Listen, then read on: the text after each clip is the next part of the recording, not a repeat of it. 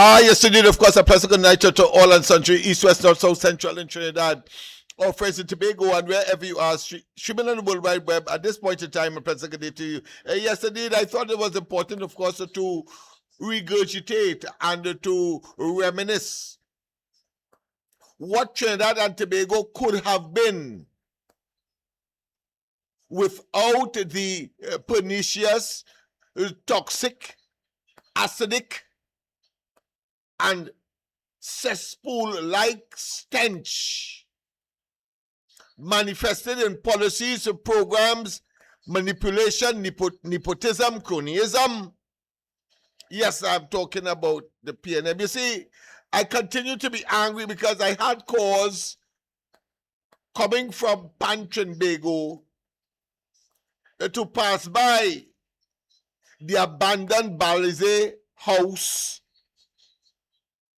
treacherous, evil, wicked construction project. And as I predicted, it would have been a manifestation, and still is, as those who were traveling with me in my vehicle intimated, they observed that there is a monument that says, one, never again the PNM, two, that it has relegated to the dustbin of political history, and three, never before such a macabre, such a treacherous group of individuals, whether they are an incarnation, or put another way, a new breed, or part of the evolution of the PNM, the fact of the matter is that the state of the country ought not to be that which is, in fact, it is. All of us who are now exposed to the presence and the ubiquitousness of technology and information will know that we ought to have been a Singapore long time ago, a Dubai of the West long time ago.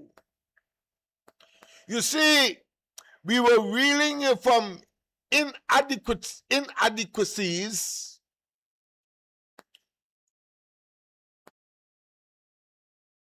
dislocation, and of course policy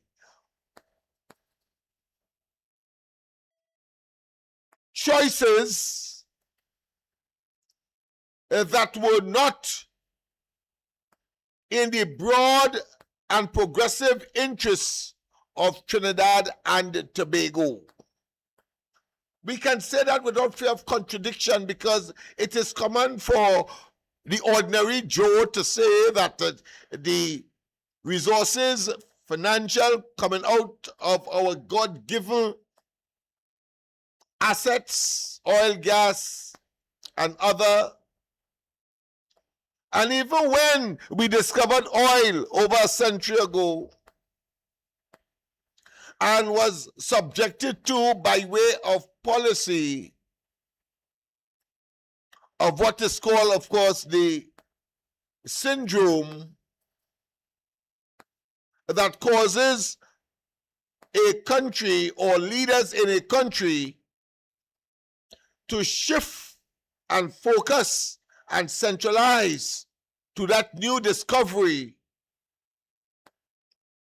and not, of course, understanding that you ought to embrace all so that you maximize all of your advantages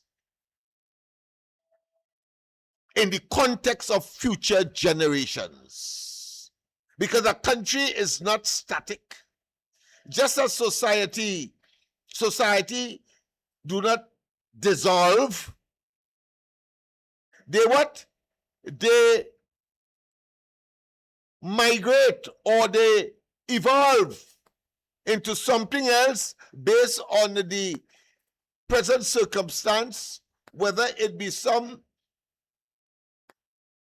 what I consider to be geographic or geological or some other societal event that will have them adapt, adjust, and then, of course, continue.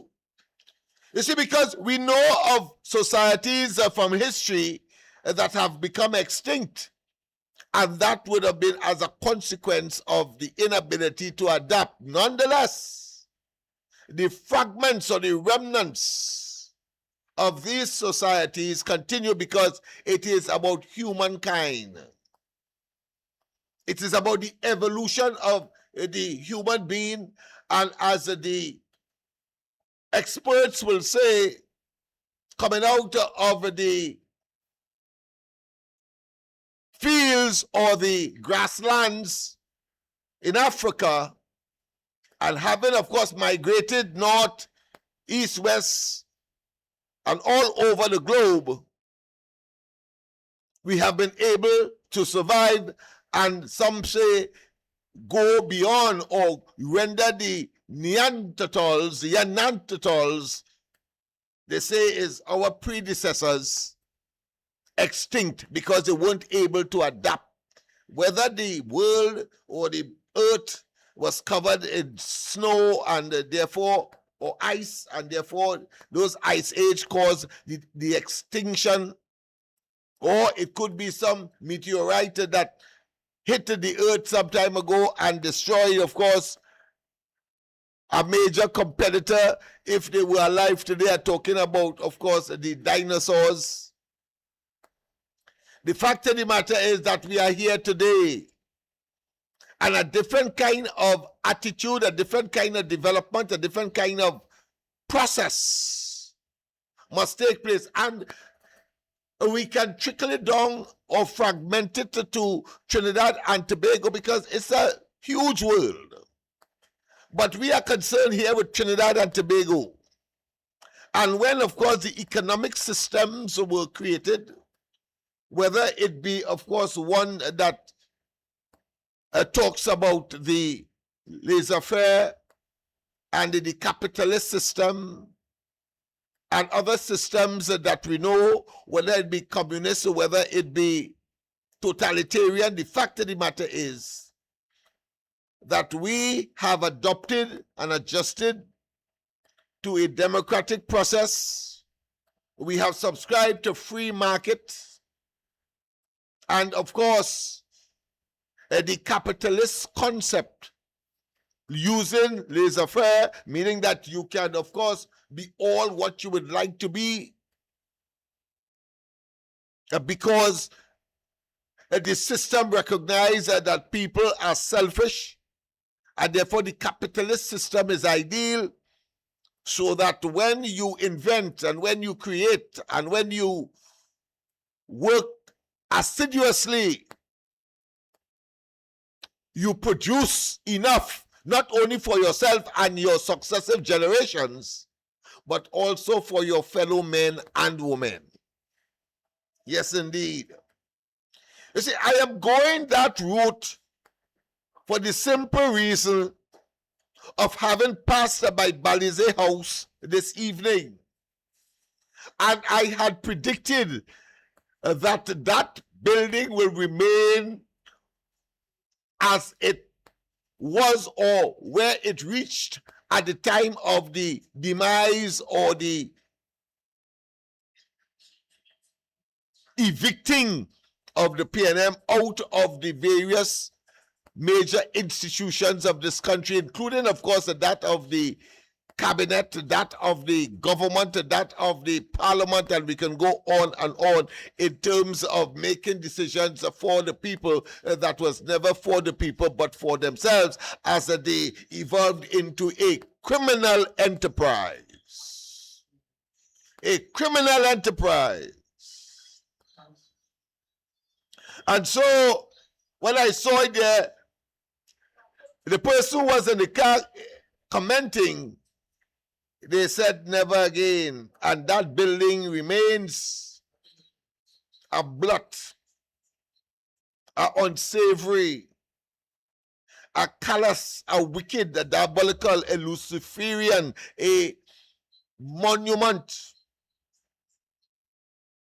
of what ought not to have been.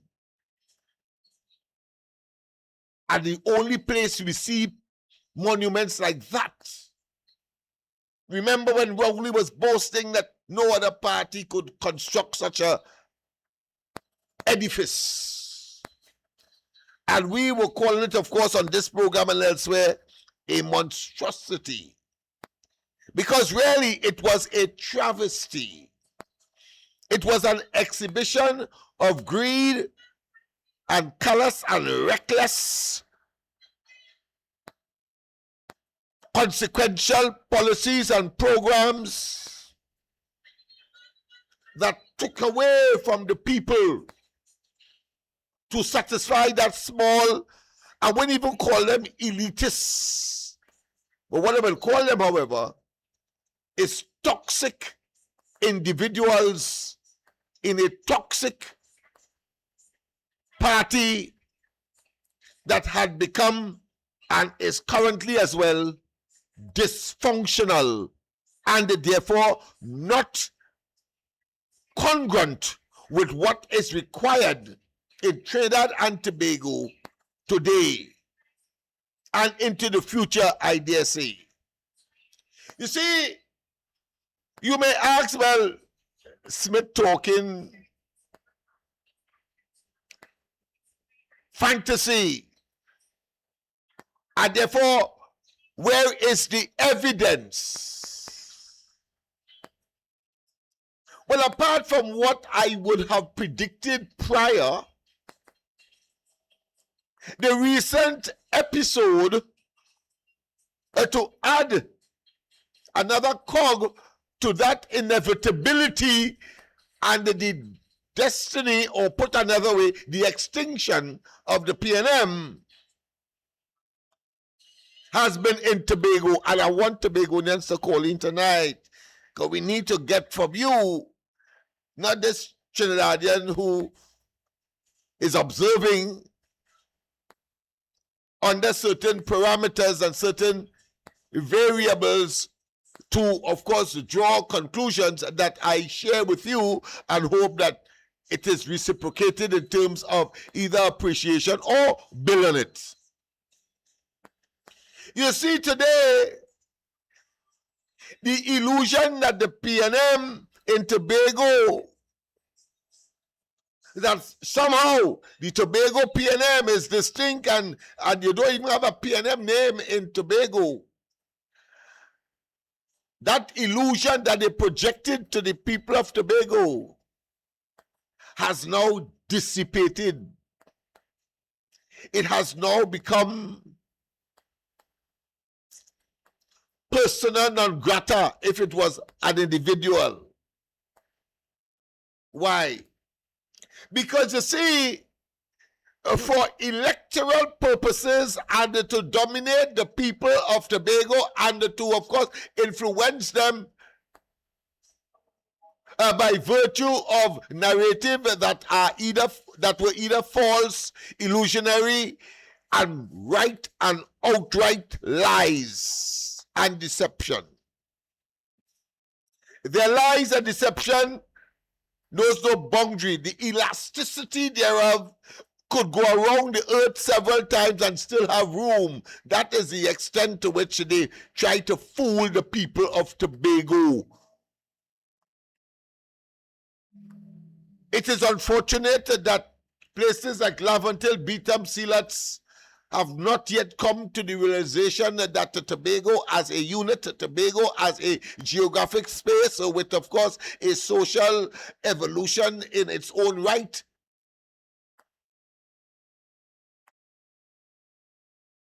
have come to realize. It's unfortunate. So you'll understand why I still have up, of course, the no to ZOSO, the Zone of Special Operations Bill that failed and ought to have become law in Trinidad and Tobago to save places like Laventille, Beetham, Sealots, Degomating, etc. And those that flashed behind me are the people who would have been responsible: independent senators and all of the parliamentarians on the PNM side. And we need to call them out. We need to tell them that they are the bane, that they are the antagonist. They are antagonistic to Trinidad and Tobago's development. And they must be pointed out, and they must be identified, and we must know them. And so it is incumbent on people like myself to so expose. Yes, Balize House is a symbol of what never again to do. It will not go further except that we take God out of our thoughts and logic out of our minds and give them a whole of the treasury to complete that monstrosity. They will never be able to do it once we keep them out. And the intention clear. It's clear. We have to keep them out. You see, no one can dispute that there is a nexus, an intrinsic nexus between Rowley and the PNM in government, including, of course, Penelope Beckers and all of those who are now touting this self-righteous indignation disposition as if, of course, that they were not the progenitor or the originator or the genesis of the tragedy that was inherited by Kamala Prasad Bissessa, Honorable Prime Minister today, the UNC and the coalition of interests. We cannot escape that. We can hide how much we want. Is a man that has the whole earth. And somehow he believes, at his disposal that is, and he believes he could hide somewhere when he has the whole earth. He could hide from something that probably is much more what I consider to be mammoth. Can't. To break it down, of course, into simple terms, a fella in a one-room environment believing that he could hide from all of those who may or may not be intruders. It is inevitable you must be found. Well, the PNM has been found out. But let's get back to the Tobago scenario. You see, they projected on the campaign trail so often, so regular, with a rapidity that would have from time to time propelled them into government, that they forgot that when they tell Tobagonians do not associate with the UNC, and whether it is as a consequence of a combination of racial undertones or they concocted greed associated with the target group that is in competition with them on a national basis. I'm talking about the UNC, of course. They find these, what I consider to be phantasmagorical stories, and they polish it, and they embellish it, and they project it as, of course, reality. While, of course, they themselves are perpetrators, are practitioners of the very thing that they would have been accusing the UNC and any opponent to the PNM in Tobago of. What do I mean? I ain't talking parables. How the hell, whether in perpetuity or temporary, that a group of individuals here, the PNM I'm referring to, could tell the people of Tobago, listen, you can't associate with the UNC. And of course, they invented, as you know, the Calcutta ship.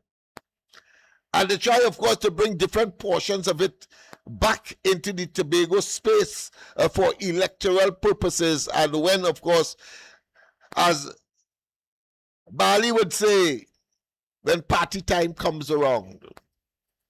But over time, the people of Tobago recognize that the PNM were taking them for fools, collectively and individually.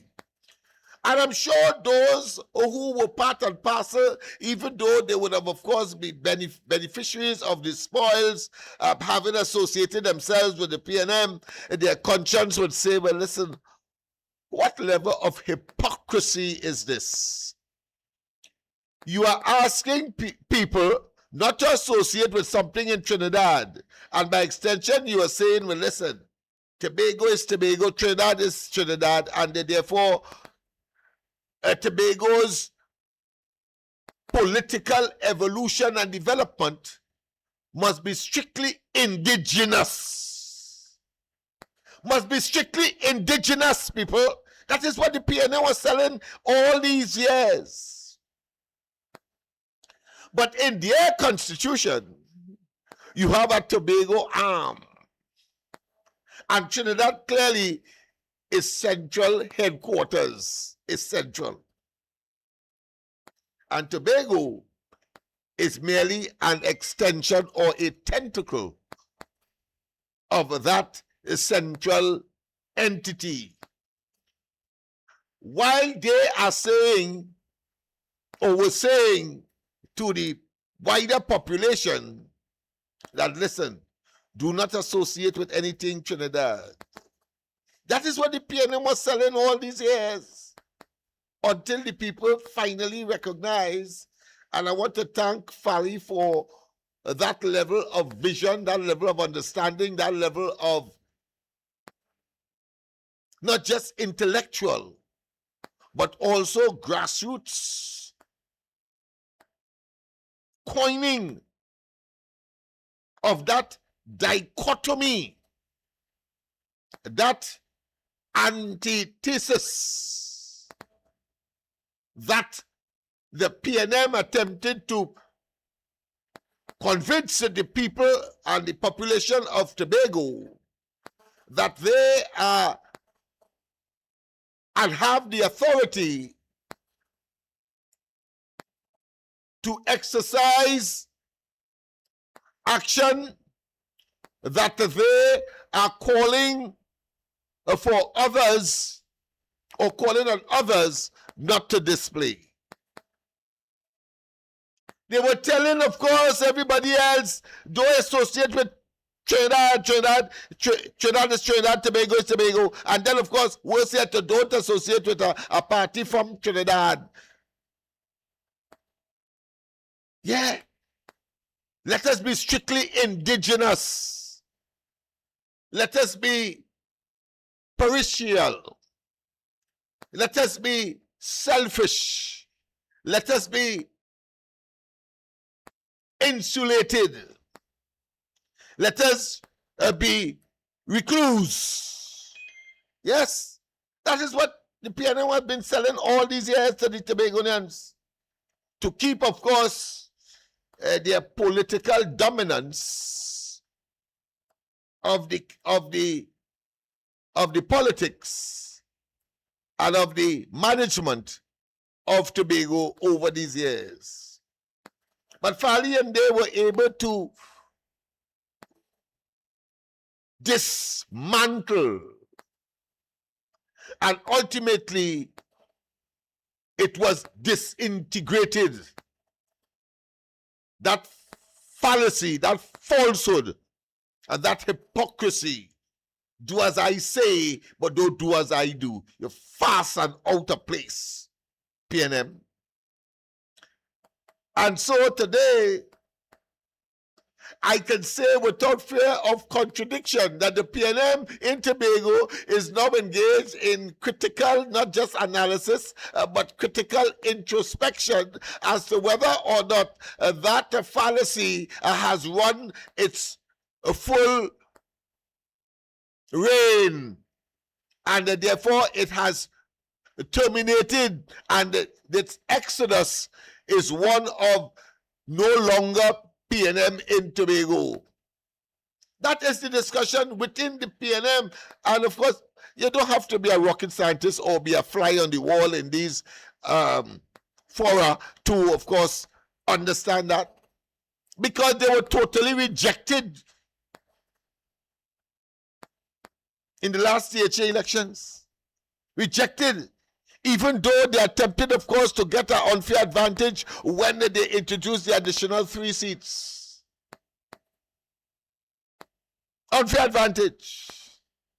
And because they know they could manipulate the EBC, persons who are prepared, of course, to compromise their own integrity and their professionalism and the purpose for which the EBC was developed, as we saw with Rowley, when of course he preferred to put someone who is clearly biased, who is clearly politically attached, and they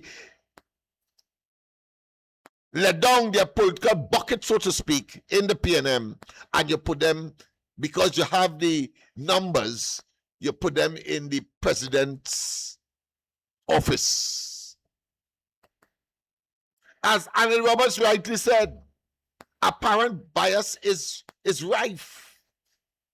You cannot trust a human being to say, I am going to be objective, when your whole record is connected and all of your development and all of your opportunities was nestled in the PNM in this case. You cannot be. And no right-thinking ordinary citizen, as is the standard that the courts will use, for example, in order to determine whether the objective ordinary citizen will see that situation as what Rowley and they were trying to sell us, and that is to say that person who could be objective once they get the office. Hogwash! Out of an abundance of caution, Rowley should have had the moral and ethical consideration to say, no, that ain't right. It smells nasty. And today, we can talk about a poison tree representing, of course, the president and poison fruits. 9 of them as independent senators in the parliament. And we can say so, and I'm talking here very eclectically, because I am saying that as far as Laventille, Beetham, Sealers is concerned, these people have scuttled, they have destroyed the most significant opportunity for transformation, for development, for sustainable economic, social, cultural, psychological, and infrastructural advancement in contemporary times and in contemporary or existential Trinidad and Tobago. Let's not waste time. But let's go to the lines. I know that people have, of course, understood where I'm going and where I've come from. But go ahead, caller. Press a good night to welcome to the corridor. Are you hearing me loud and clear? Let me make sure that that is happening, because I'm not hearing every. Oh, no. Just hold on, caller. Hold on. Let's go here. Let's go here. Let's go here and let's go here. All right, let's see what's happening here now. Are you hearing me now, caller? Caller? All right, I still have some homework to do here. TV, but Right, good. Right, I'm hearing you now. I'm hearing you. Are you hearing me? Yes, sir. Right, good, good. Sorry about that. Sometimes, you have to make adjustments with these sensitive technological devices. But go ahead.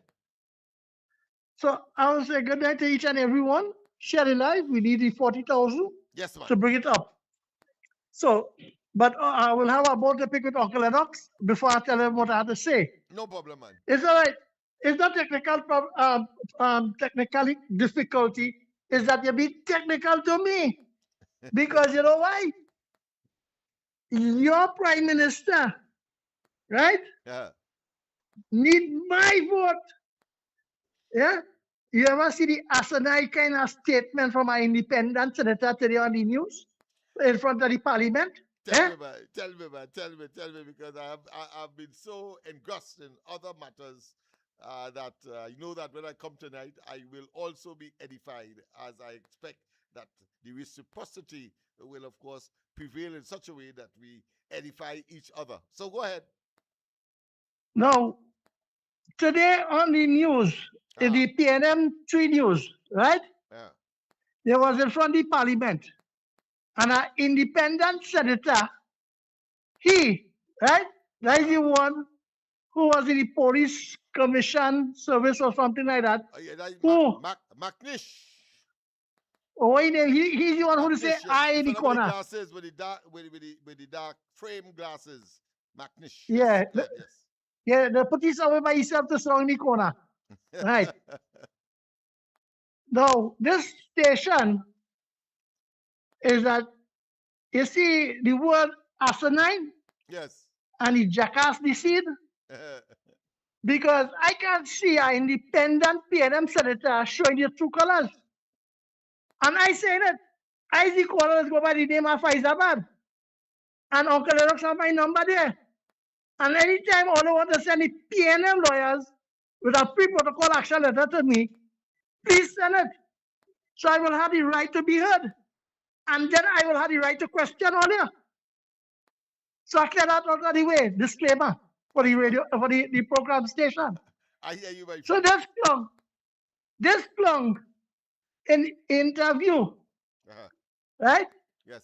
Talking to the reporter, how the prime minister will want my support and how the prime minister want my support and she will want my support in the future. That statement alone show what kind of underwear he wearing and the kind of tongues where it stick up in. Eh? Because, brother, is the prime minister don't want any bill for she. She don't want the bill. It's for the same people and the citizens of this country. And it's only when election time come, the same PNM party would own the black diaspora. Then I think under the Patriot Act was passed today. They might get over 70 years, but it expire. It's up to 70 years they could claim it. So the black people will be free now. Eh? You have to be one of the most intelligent mule ever pass through the world, boy. Because you talking and saying that she don't need your support and the prime minister don't need your support and in the future she don't need your support and the way she talking, that give me the right that to think about my support. This also bill is for the same African people all in neglect. The same people, all the different media, social, economics, and what I call them, social workers. Yes. Bloggers from foreign came to this country and went up in the hills and meet the people. And there's one call and one voice that echo it right across the world. Is that the PNM never get the youth an opportunity. Opportunity. And you as an independent senator is put there to make sure the right opportunity reach and get to the people to take them out of that. But being a PNM independent senator, you cannot live up to that word I just used, opportunity. You, for years upon years, they're saying that crime is driven because of lack of opportunity for the little black boy. The little black boy didn't have a mother. The little black boy didn't have a father. The little black boy didn't have a school book. The little black boy didn't have a water in the house. The little black boy didn't have a bed to sleep on. Eh? And then the PNM come and say, I love the little black boy. Vote for me and I will make your life better. But today the parliament and the Senate, you hear that one Sharon Rowley, who is that? Have land which the state convey. Eh? How is that? But yet still the PNM, like the little black boy, but yet still Port of Spain, they talk about stigmatizing and giving them a stigma that they should be shaved off. It's the PNM. That is the only stigma the people have until. And the Eastern Corridor and John and see that supposed to be stigmatized with and shame off is the PNM. Because you've seen one of the old representatives get contract and he leave the area. Eh? Then you see a minister, he get $500 million in contract for himself. Eh? All you understand it. And now you come in to say, when my esteemed political leader and the Honorable Ms. Kamla Prasad says, SC, bring a law to save each and every one amongst themselves and to get the economic, social, and the revenue of this country trickle down to the average Joe. You as an independent senator talking on TV tonight that you will withhold your support? Eh? And you saying you is not a PNM? Uncle Lennox, you is fighting for a cause. The Indian High Commission help you to send exchange students. You were working hand in hand. The PNM for 10 years did nothing to support you. Eh? And yet still, my esteemed political leader, by choice of the people, the citizens, the right thinking ones, asked to be saved. And now she are piloting bills and putting bills to Attorney General in the Parliament. And the independent PNM senator saying there is not a PNM. I rest my case, Uncle Lennox. I would like callers tonight to tell me what an independent senator said, and I quote, they will need my support, and they want my support, and they want it in the future. That will make me think twice. I want callers to ask that question on this topic you're on tonight. Because you know why? Enough is enough. And people chase away the PNM in 2028 April. We're going to 1 year and promise make, promise deliver. And yet still, we're still delivering more. Have a nice night, Uncle. Thank you very much. Thank you very much indeed. Yes, I was a bit.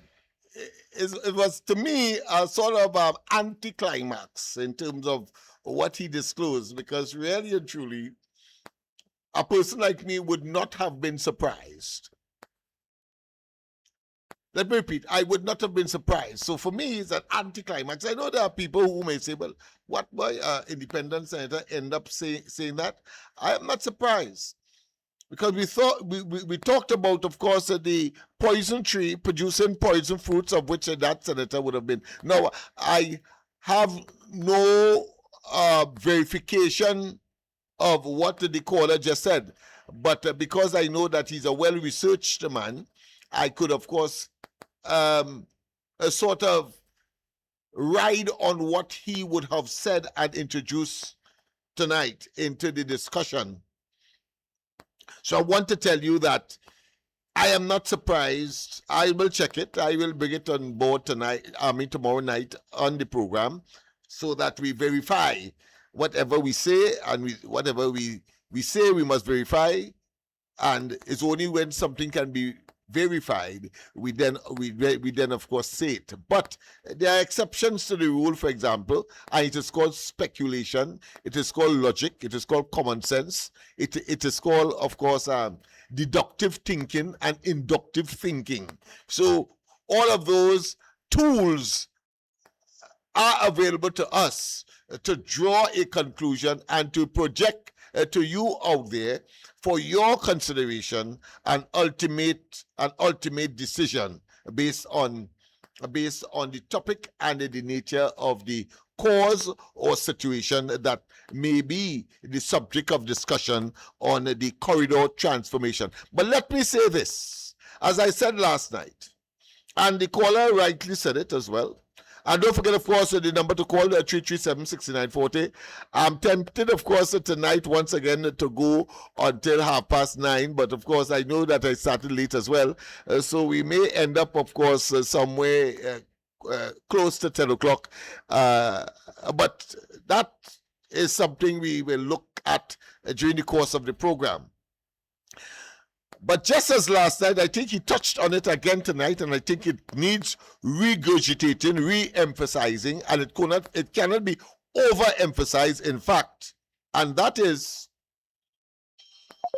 embarrassment and stigmatization is functional in these communities. I will explain after, of course, our ardent and a very consistent caller from Diego Martin. Pleasant, good night, welcome. Yes, this is Diego Martin. Yes, are you hearing me loud and clear? I'm flattered. Loud and clear? I'm flattered. Okay. I'm flattered. All right, okay, yes. Yeah, it's about time that we give credit where credit is due. All right. All right. Listen to this. I is very, very persistent, and I will knock it at any chance I get on any station, TV, radio, otherwise. First of all, let me congratulate you all on Ground Report for that wonderful. Oh, yes, boy. That was superlative. I know you're talking, boy. Yes. Yeah, but Anil, we getting credit every moment. My phone can't stop ringing for that expose. But of course, that post 100 days evaluation, inclusive of the 100 days. But go ahead. Right. And one of the things is we can't give them a chance. We have them in a corner. Yes. And we have to think because they mash up the country. That's right. On other programs, it's difficult to get through.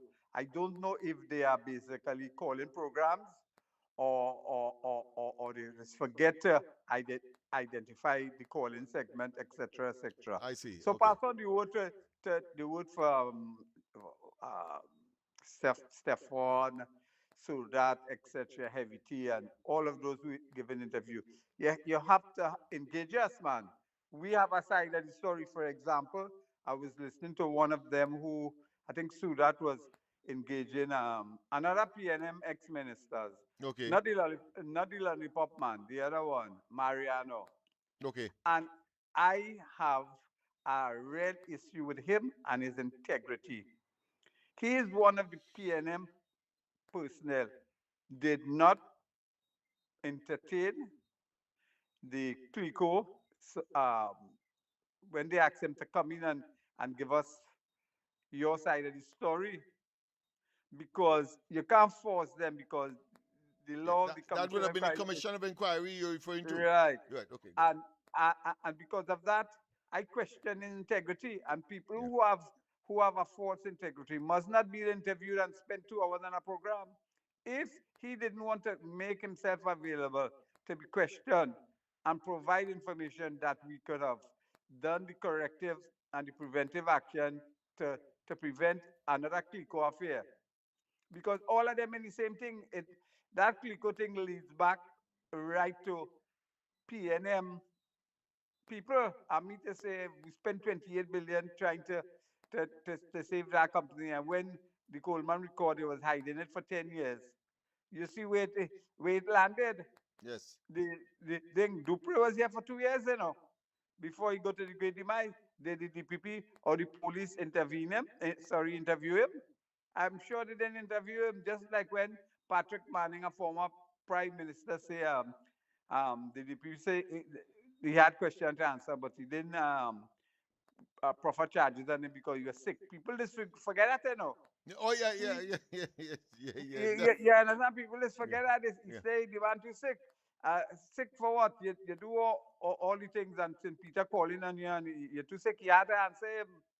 But, but, but my thing tonight after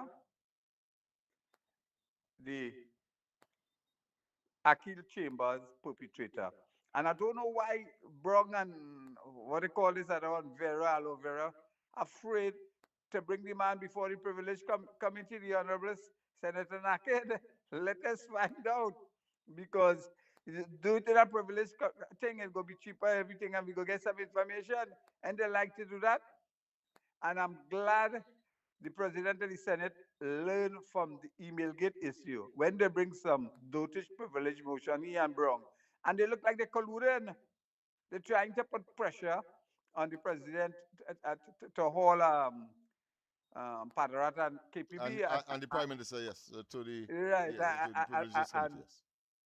And had his wits about the President of the Senate. He said, he tolerated that because that is frivolous. What happened? The Honorable Prime Minister that already said those two know who they are. And that tells you have two of them inside you who are dishonest. They're supposed to step down, but they don't want to be tainted, but the whole bench already tainted. Let us see if the gospel of the PNM mouthpiece has this testicular fortitude to remove all of them and bring in another 9 of them. Well, not just that, but also to resign the position herself. Yeah, but you can tell them resign. That will solve the problem. If she resigns, if she remove that poison, what I consider to be embodiment. Poison free. Embodiment.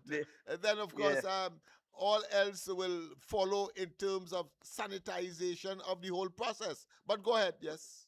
Yeah, and the other one who had to follow suit, Trump and follow suit is the Police Service Commission. The police getting beat up, and I have always, for the longest while, say the hierarchy of the police service should have been dismissed long time. They came out of the bowels of the day of policing when they went before the Joint Select Committee. They didn't say anything. They keep them out mum, dishonest, have no integrity. They say they didn't know what the charges are. If they didn't know what the charges are, how they could lead from the top? You don't know what subordinated doing. So all of them has to be the whole layer.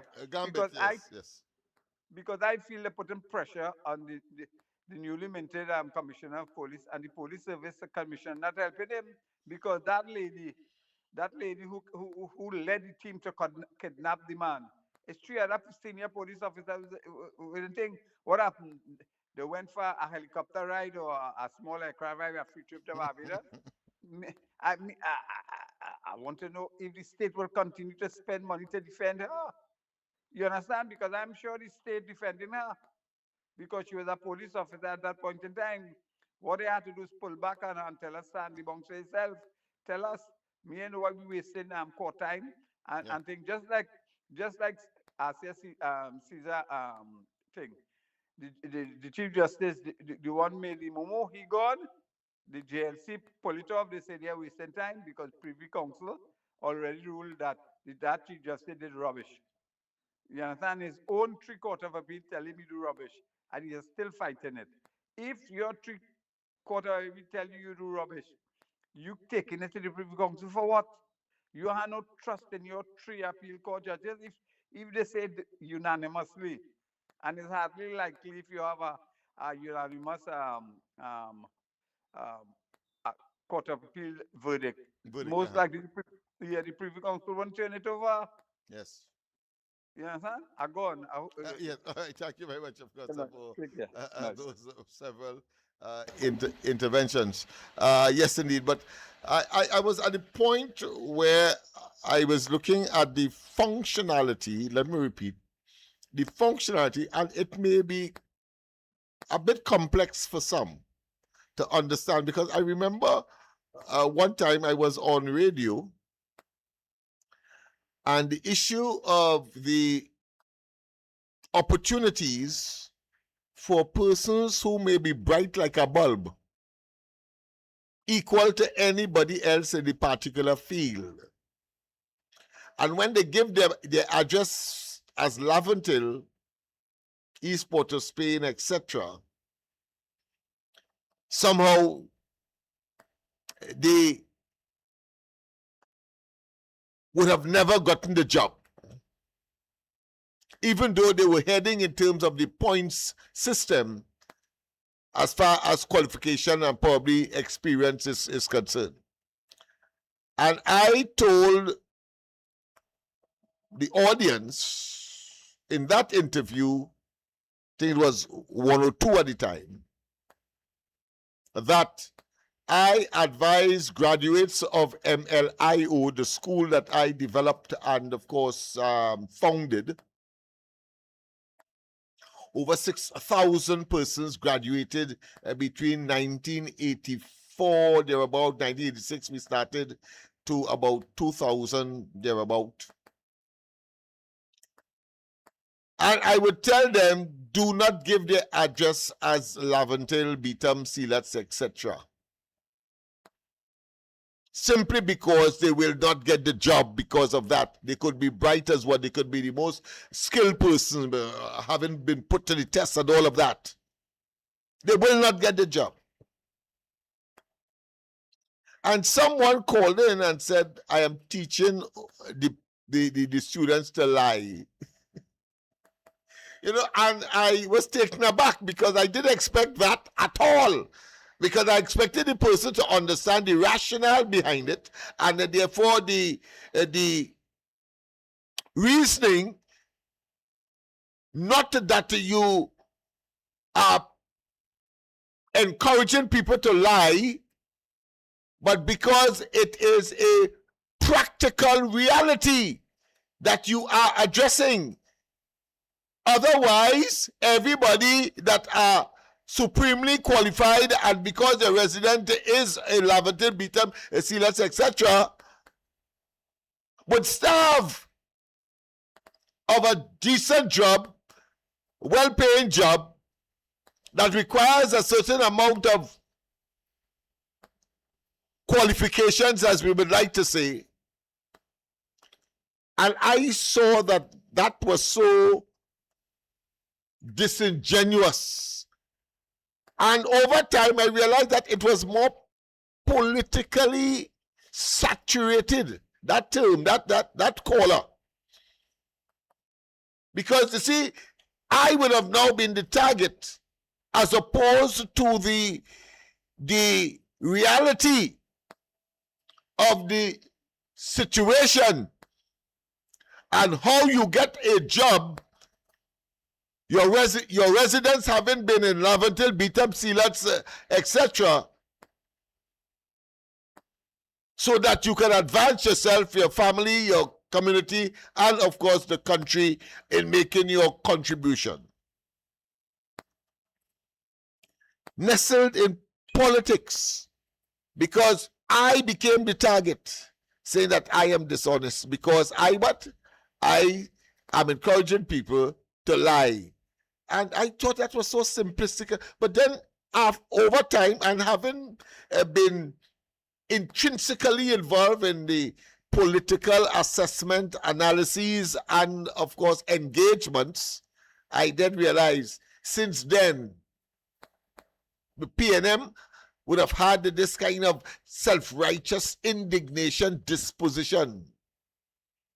Suddenly, when their backs are against the wall, they then find God.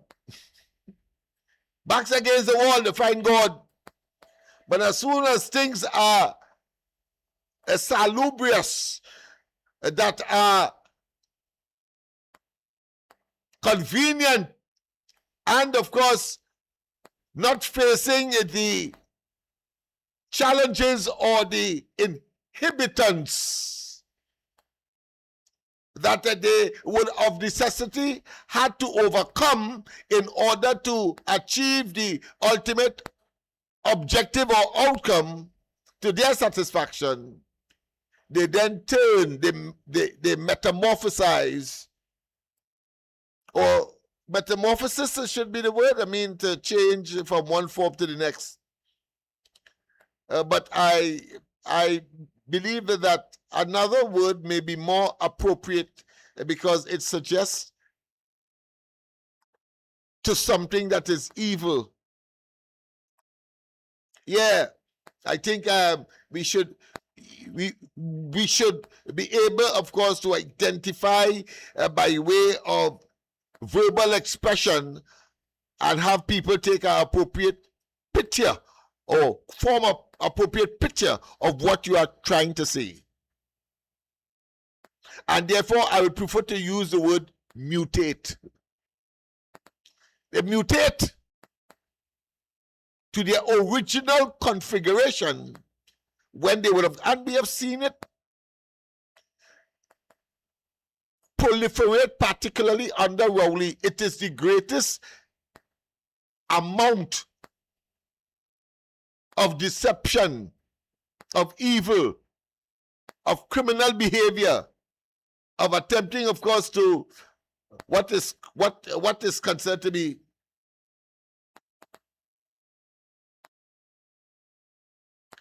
deceit of an unlimited nature and degree. From Emailgate, before that, Rishmi,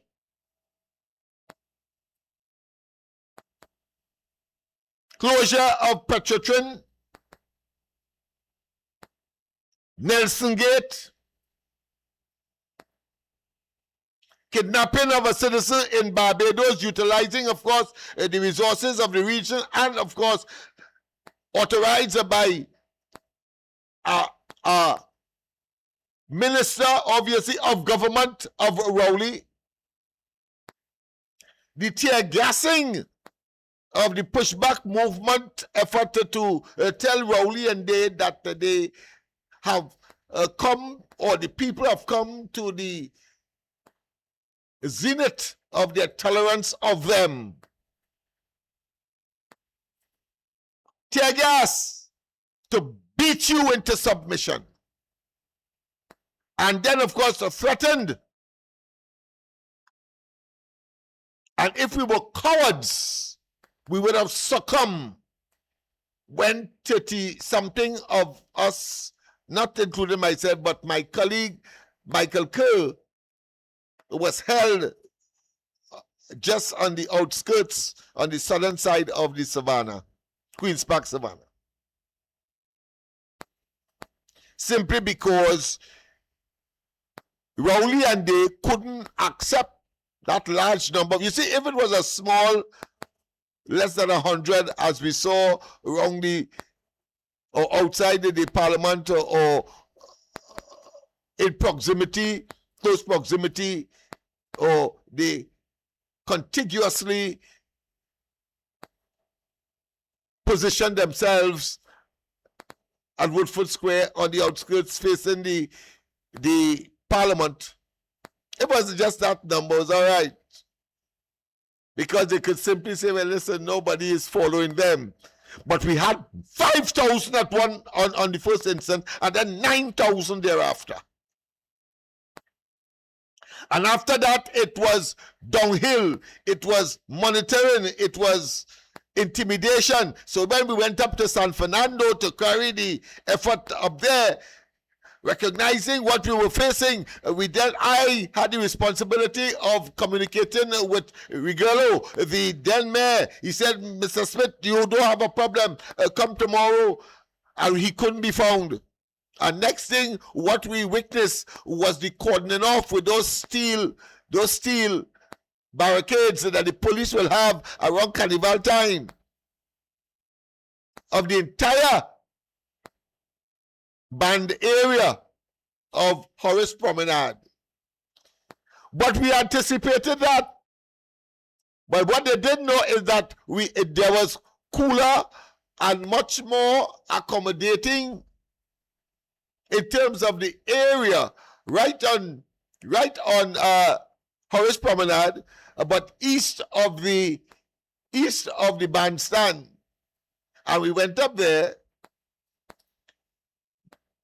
Marcus Garvey's, and on the in the shadows of the Marcus Garvey statue, we then, of course, proceeded. But, of course, the police doing, of course, the biddings of the administration then, of course, the narcoleptic minister, talking about the sleepy minister called Hines, was there as Minister of National Security at the time. And the police prevented us because we were using, of course, the strategy of prayer, and we want to, of course, engage in a pilgrimage. Yes, a religious march. But they had none of it. And we had to say our prayer right there and disperse. I'm saying all that to say about the shenanigans and the auto coup disposition of the PNM. Auto coup is a result of a group of individuals who, being in office and believe that they must not leave office in spite of the democratic process, and are prepared, of course, not only to undermine the electoral process to get an unfair advantage in their favor, but also to utilize the main resources of the state, including, of course, state apparatus, institutions, and the individuals therein, manipulating them in order for them to stay in office unmeritoriously.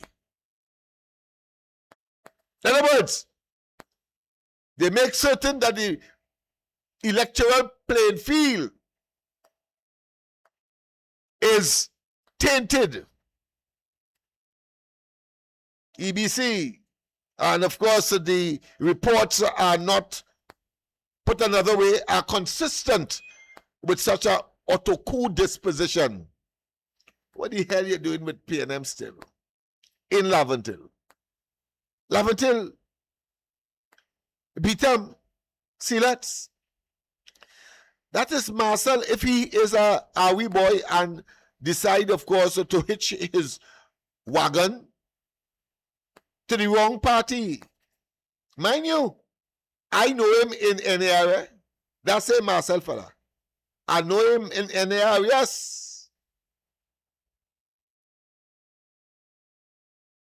I know him in an area. And not too recent, but I know he was one of the persons that would have regularly be in contact with Dr. Carson Charles, the current head of the NAR. Yeah, NAR is still around.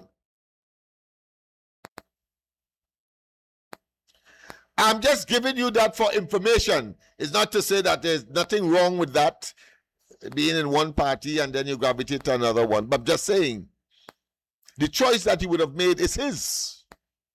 And therefore he has to pay the price for hitching his wagon to a devious, wicked, politically greedy, and of course, a power-hungry group of individuals assembled under something called the PNM that has, of course, outlived its usefulness for the purpose for which it was originally formed.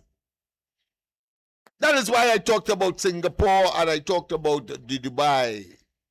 That Trinidad and Tobago ought to have been, but because of the PNM being in office for so long. That is where we are. That is where we are. And the latest salvo, even though they are in opposition, and we're going to discuss that in future. But the point I am making, there is a consistent pattern of toxicity, of manipulation, simply to get into power. And the question, we're going to discuss that tomorrow, the question is, because they were asking these, what I consider obnoxious and equally asinine, where the UNC and the coalition of interests and the present government will get money from how they will fund the budget, etc., knowing fully well that that question ought to be correctly put to them, for which they would have, knowing how beguiling they are, how deceptive they are, would either avoid or not engage. And of course, they have friends in the media who are conditioned not to ask them those vital questions. You see,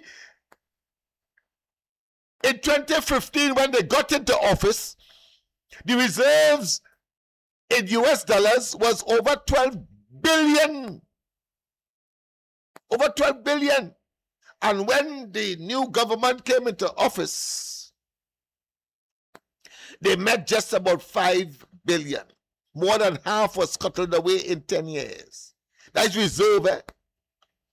That is the standard or the benchmark that is internationally considered to determine whether a country is bankrupt, is broken, or is in need of life support. If we are to use a medical or clinical analogy.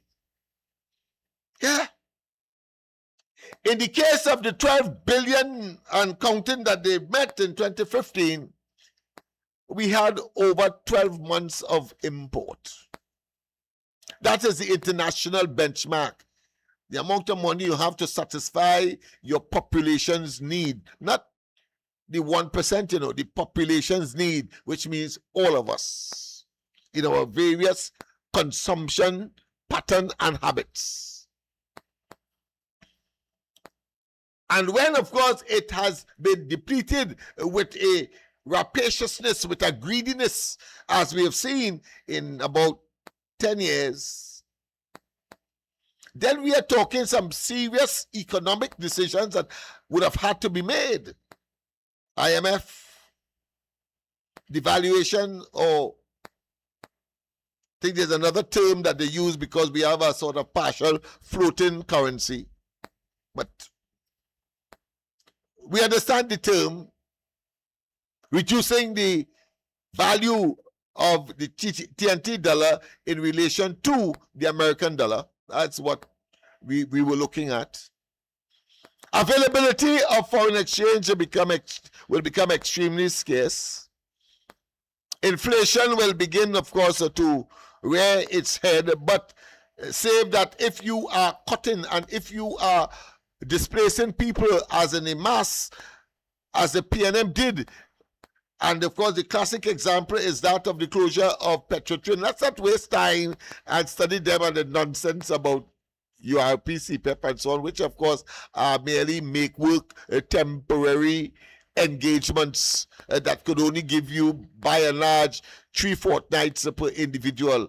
And when we look at people who at least are minimally qualified for the particular position of police officer or fire officer, etc., and of course when foreign potential recruiters, or put another way, recruiters seeking potential employees, by whether it be for cruise ship employment and so on. Let me see the thousands of them.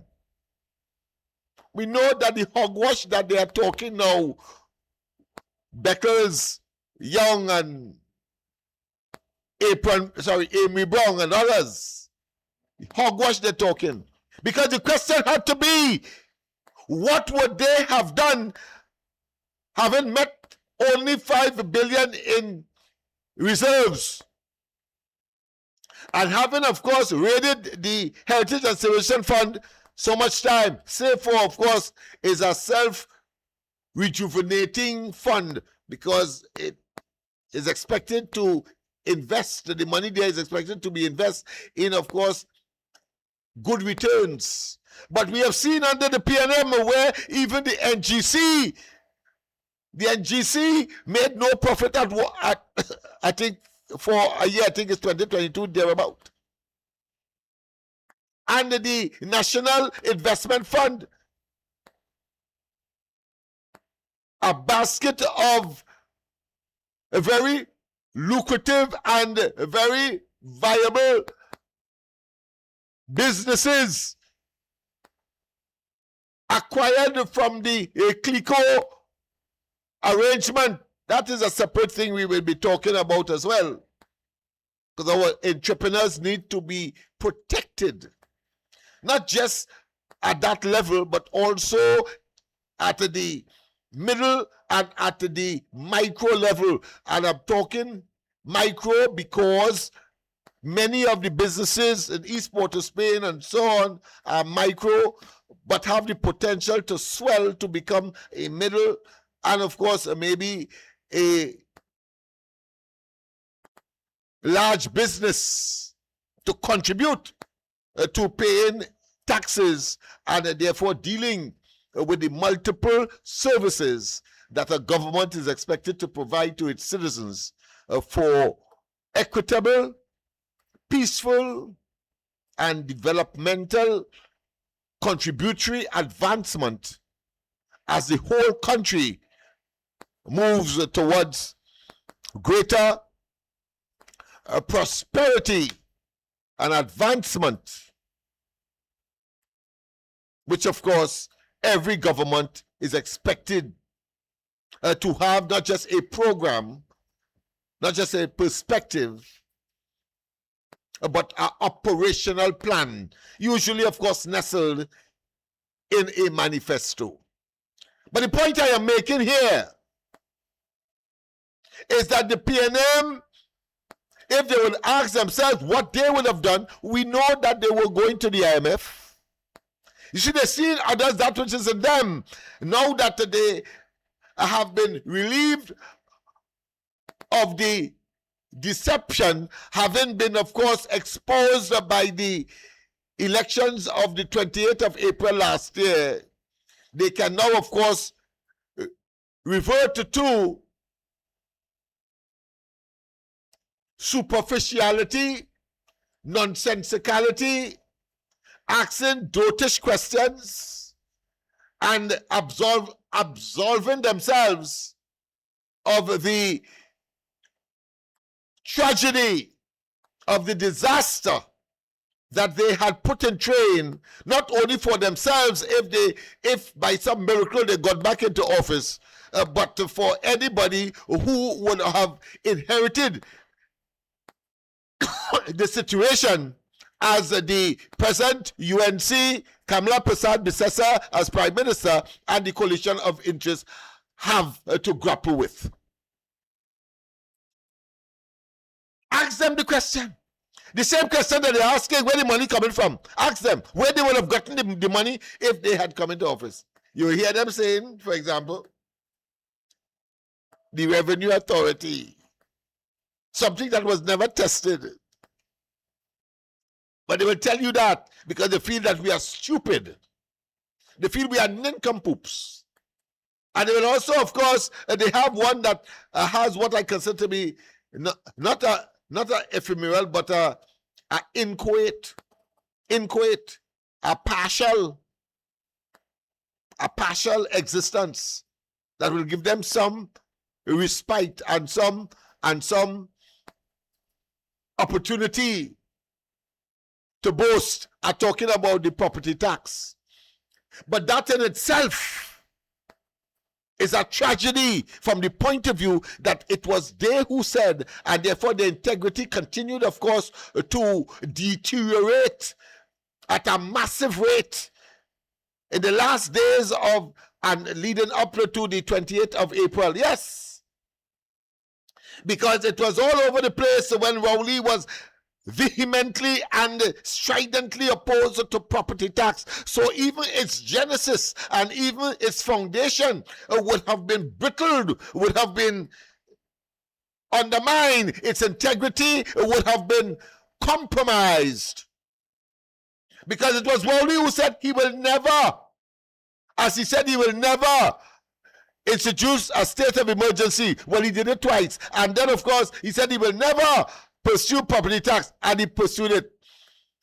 So the PNM then and the PNM now reel from, of course, trust of the people, and therefore the term the people's anathema, the people hatred still abounds, or still abound within, of course, the bosom of the PNM. Nobody trusts them and they are hated. Nobody trusts them and they are hated. And then the arrogance and the contempt, believing somehow that they own Trinidad and Tobago and they could just come and talk that kind of hogwash without, of course, giving us a rational and a logical and, of course, explaining why they did what they did. Can't, because, of course, we saw Barize House where Rowley's, when he came into in 2015, he said that he inherited a party that was bankrupt in the red to such a degree that it was owing $5 million. Where the hell you get over $100 million, of course, to construct that monstrosity? That is blood money. I say blood money without fear of contradiction, simply because that government, that party, when in government, beat all records and beat their own records year after year in terms of murder, blood money. It's not waste time. And 47% reduction as far as the record is concerned in 2025 speaks volumes. And mind you, when I check the record, that record stands because it's not since 2014 when the UNC was in office that you had a murder rate or murder toll of 300 and I think 67 thereabout. But let's go to the line. A pleasant good night. Welcome to the corridor. Good night, Lennox. Once again, you're hot. Yes, man. But again, what did they do with the 22 million Susu money? You know that went under the rug and nobody is even talking. Mm-hmm. You remember that money? $20 disappeared. Yes. You didn't hear anything about that. No, I So have what not. did I they have do not. with that? I have not. You know? So all those monies and yet the people are talking a bunch of nonsense. The eyes are not open. This is a really party business people dealing with in Trinidad. Party, not reality, and what can be Yes. best for people. Yeah. But they gotta wake up at some point. But I think they have. And when we look at what transpired in Tobago, and of course I'm just extrapolating the hypocrisy that of course was so ad nauseum, taken to the point of such ad nauseum that the people simply say, listen, get the hell out. Go ahead. That's Tobago, right? Yeah. That's Tobago. Yes. But they still have a long way to go. Yeah, oh yes. Because I don't see they how have a long way. they're Trinidad not, has a long way to go. Yes, I agree with that. Yep. They need to pay attention. Yes. That what the people are doing. Number one, the good thing about it when Inbert and them ask, where are they going to get the money? Which is for true that they didn't have any money. So they can't come back and say, oh, you guys robbed the money, because they themselves said there was no money. That's right, exactly. Right? They acknowledge. So it's a good thing. It's a good thing he did that. Yeah, you see, they're so damn myopic and so akin, or should I say acclimatized to making square peg in round whole statements that yes. like the ostrich, they bury their head in the sand and leave all the outside. The body out. Yeah, because they want to make a point so much they forget that they're going to squeeze them because we're getting the money from it. Means therefore there was no money. Well done, my friend. Yeah. Well done. But God is a good God, eh? It make people eventually you have to come and speak the truth, don't you? Yeah. At some point in time. I was going to say that about my mother. My mother always said that when a criminal does a criminal act, they normally will go back to see where they did it. Exactly my point. Superstition, or whatever you want to call it. But so I akin that to that. I thank you for, of course, bringing it out in me now. Yes. Yes. Have a good night. Have a good night. Same to you, my friend. Thanks for that intervention. Yes, indeed. Of course, people, I will go to, the time now is 9:36. So I will go to 9:45. Because remember, tomorrow morning we have the ground report as well. I'm there, and Andy is there. And of course, we had a hectic day today, very, very active. My phone can't stop ringing, calling. People calling. I had to go and sleep for the first time during the day. But first, I am fatigued. But go ahead. A pleasant good night. Welcome to the corridor. A pleasant good night to you, Uncle Lennox, and Yes, to all ma'am. the listeners. Yes. And tomorrow night, tell them we have a surprise for them. If we get 3,000 subscribers, Right. so we want 300. When we watch it live, we want to see 300 by tomorrow, and we'll get on the bombshell tomorrow. I So hear you. I know I preemptive from making the announcement because I hear you want to go and sleep, but I want some of the people who listen tonight a little secret that the PNM senator from Tobago tried to say that the PNM central government and the PNM THA do more for the people at Tobago in the 22 years there was there. But you know, the Honorable Mr. Saddam Hussein put she place, and that was like. So now, for the first time, Tobagonians will have a true piece of how do you call it big one? Serenity and pride Yes. and a status. Sovereignty. Yes. Right, what? Sovereignty. Yes. Sovereignty. Yes. Sovereign. Right. So I asked you because I try to look for your abattoir of words. So, I hear you. and you know what is the question a senator asks? How much it will cost? Because they look up the value of a piece of land is over 5 million, 6 million, somewhere around there, 2 million, 1 point something million, right? In that range. And when they check the hectares, it woke up to be at 100 and something acres, right? Yeah. And they would like to know at the present cost, because they will check how much 6 could go into what 5 could go into 100, right? It's Yeah. plenty. Yes. So they want to say that it will cost about 600 million, we're about there. But the Honorable Saddam Hussein answered them and tell them it's only $50 million, per Pakwan rate. And plenty of it was already paid. But somebody was holding back the final payment, not to see it go through.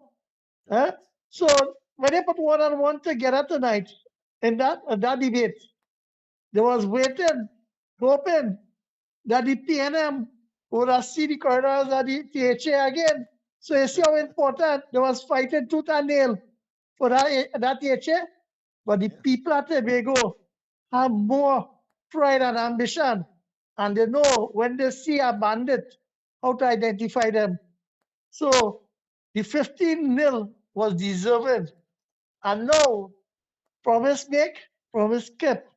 And one thing I would like to mention, Uncle Lennox. Yes. Go ahead. So, because I know we just have Tobagonians listening, people from Tobago listening, and it's a style, that the true powers of autonomy is when the UNC decide to not to put a candidate in Tobago to have a UNC candidate in Tobago, because they let Tobago party form from in Tobago amongst the people from the people in the villages, that they will represent the island to put in the parliament bills that they want betterment and how they want it. Not like the dictator PNM who want a central government and a THA PNM to hoodwink the people.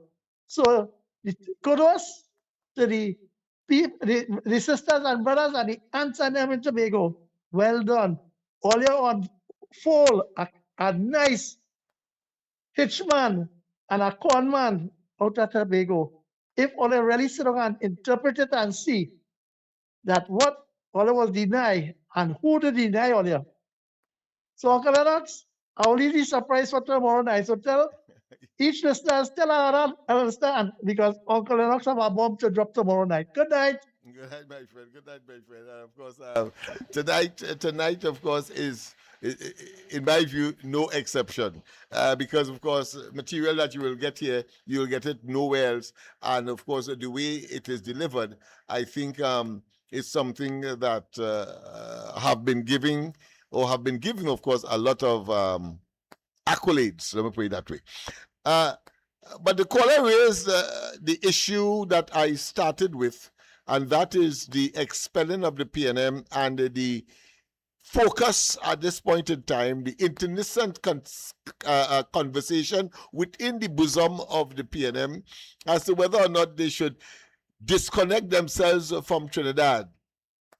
And that conversation in itself shows or brings out pellucidly, conspicuously, poignantly the hypocrisy and the deception that arrangement would have been, and of course reinforces the concept or the idea that do as I say but don't do as I do.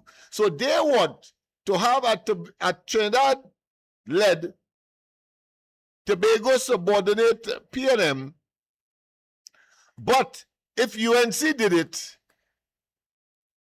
they are infringing on the I won't use the word sovereignty because we are a two-state or a two-island state, but certainly infringing on the indigenousness of the political players in Tobago. That's what the PNM tried to do all these years. And they felt they could have done that comfortably without, of course, the people observing and watching and saying, but what the hell is this? Even the elections before, when Fali and what's the joke, the PDP came into office, they were in Tobago distributing flyers with Fali and Watson Duke, alongside Munilal and the current Prime Minister and so on, to give the impression, to connotate, to conjure up, to manufacture a narrative, an act, or should I say a concept that the Tobagoans must act upon, because that is what happened with the original Calcutta ship idea, and they actually had a ship outside near to the, well, I should say the shore, near to the shore or outside on the sea, next to the landfill in Tobago, you know. I was there, Andy, Michael, and myself were there. But we were up along the place. And they were able to win the elections then with that. A black and white boat they had out there in the dead of night, suggesting that somehow, and causing, of course, top to fail in Tobago in that particular elections, and the UNC embarrassed.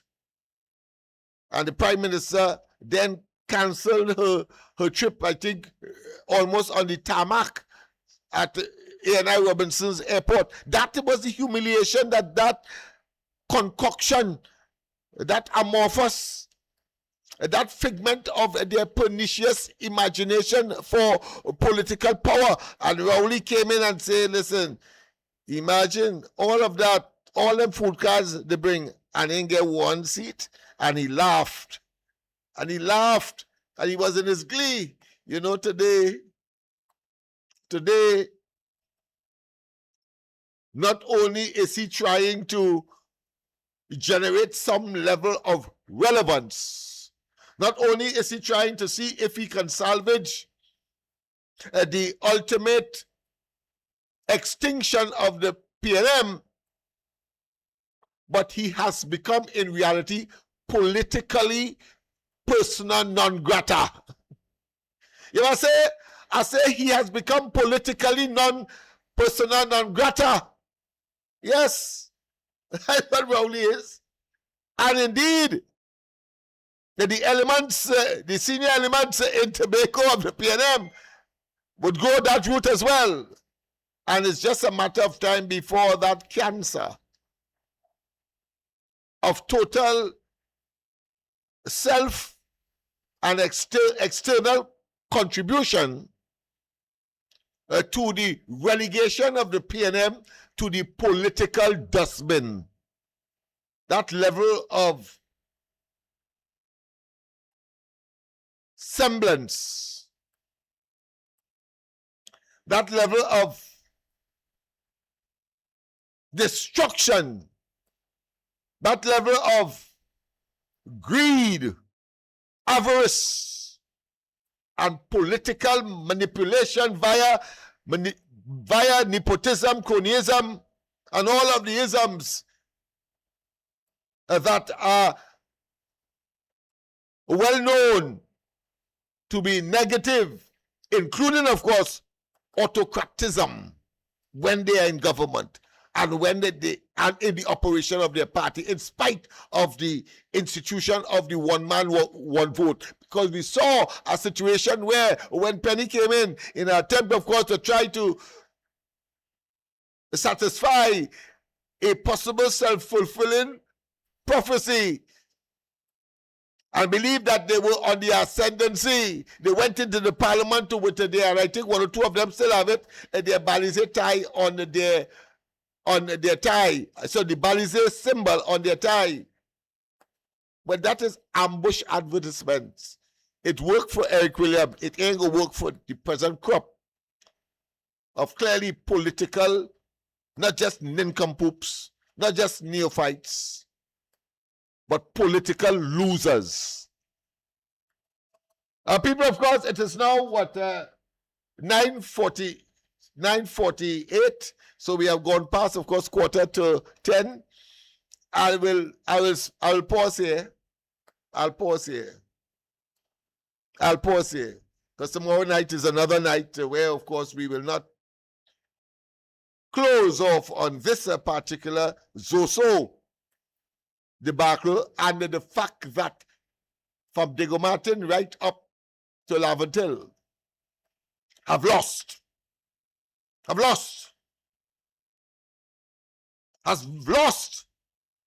Because for the first time, you had an opportunity to legally say, listen, fix that road, address that family, fix that house under the Zoso.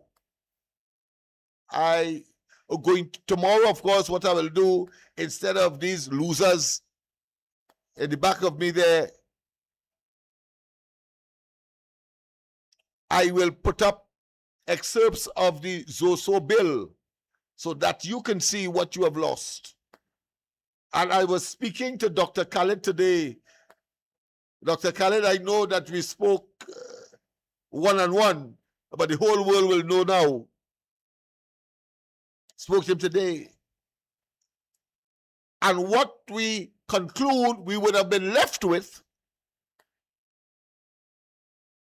is really throwing us to the wolves. Us meaning those persons who are still committed to the development of these communities, whether it be East Port of Spain, Laventille, Beetham, Silats,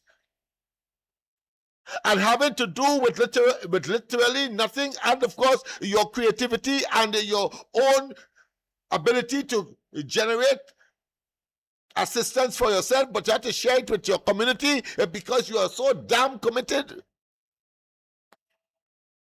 Without.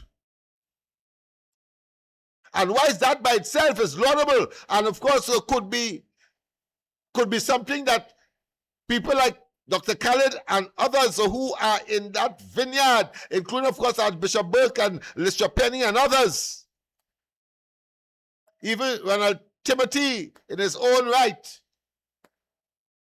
Some passed away, like Horace Raymond, and of course, our good friend from Piccadilly Street.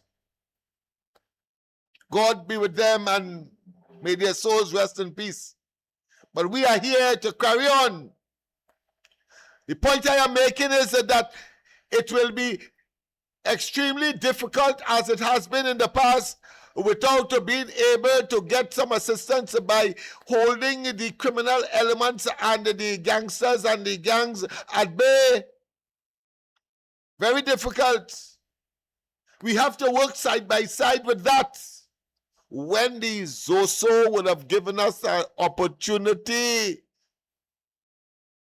to work on the development aspect, the capacity building and the infrastructure and the delivery of social services,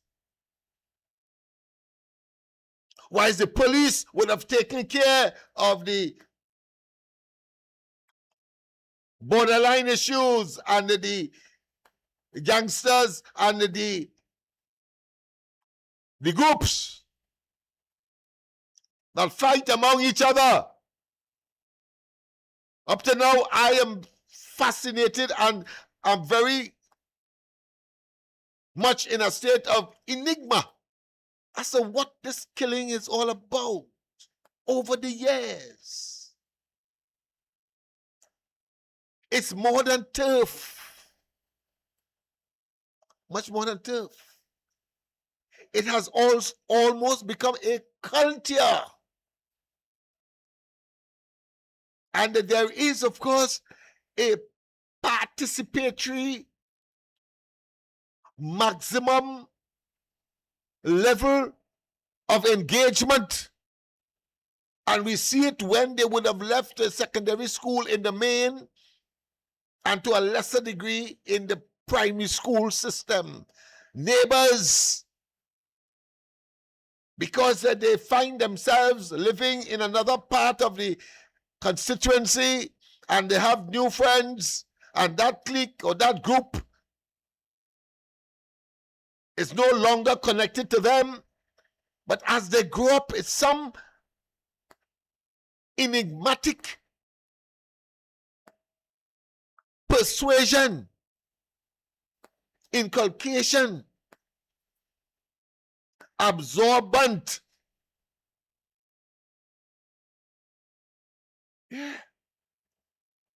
Something causes them to suddenly be each other's enemies. And of course, with the efficiency of the killing machine called a gun,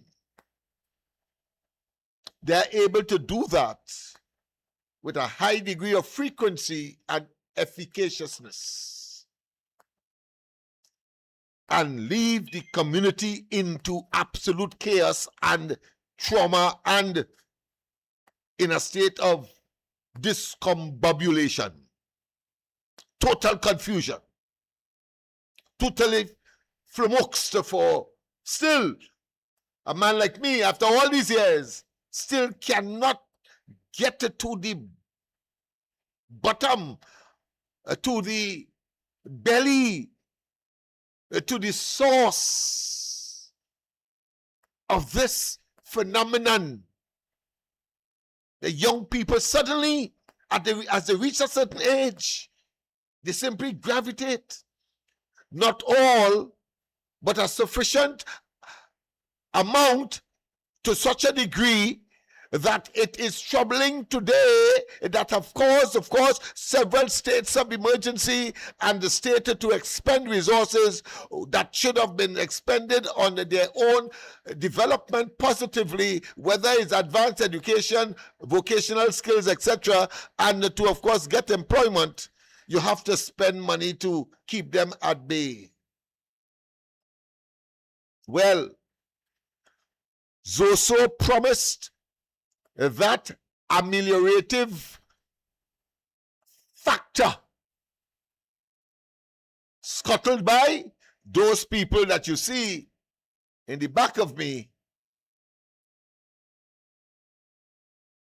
because of political greed and want to be unmeritoriously in power. In power. People have a wonderful rest of the night. God bless. See you tomorrow night as we continue with these, and as I say, special as Mr. Faizabad would have preempted. Yes. That's a good night. And welcome once again to the best program on nighttime in Trinidad and Tobago, addressing, of course, real grassroots issues.